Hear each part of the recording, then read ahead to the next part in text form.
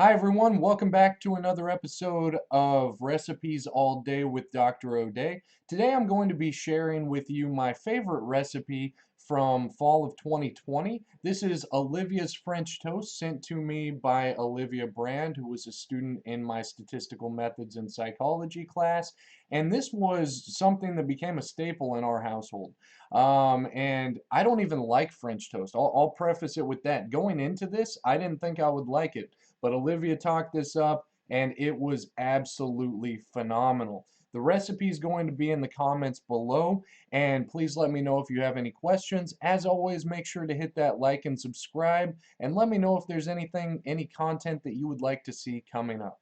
So the first thing is to make some Texas toast about how you like your toast normally. So this is about how I like mine. So I pulled it out, put a ton of butter on both sides of this thing. You want this to be real unhealthy. Then we're going to crack 2 eggs into a bowl. Sometimes I just do one depending on how many of these I'm making. So we crack the 2 eggs into the bowl. We add a little bit of milk. Olivia said in her recipe that she just adds enough so that it's a light yellow color. Then we're going to throw just a little bit of vanilla on top of that. Throw in a bunch of cinnamon here. In my opinion, you can't really use too much cinnamon in this recipe, so I put a decent amount on. Then we're just going to throw these on the griddle or in a frying pan over medium heat. We're going to put some more cinnamon on top of them. Make sure you don't put cumin on top of these. I accidentally made that mistake once and it was absolutely disgusting, but I still ate it. And so we're just going to let that fry a little bit there. And while that's going, maybe make yourself a cup of pour over coffee like I'm doing here. And then we're going to come back to these right about the time. So we're going to make it flip. And you want it, I mean, we don't want to burn these things, but you do want that egg to cook a little bit on the bottom there.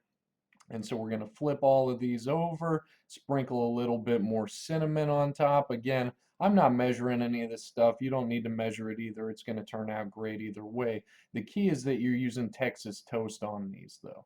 And so we sprinkle that, we let that cook a little bit more, and then we get ready to serve this. Now, I like to serve it with Baldwin's table syrup. This was recommended to me by a student. It's actually his aunt owns Baldwin's table syrup. I order this stuff, I get it shipped in, and we can just pour this right over top. Then we're going to sprinkle a little powdered sugar on the top, and these things are about ready to eat.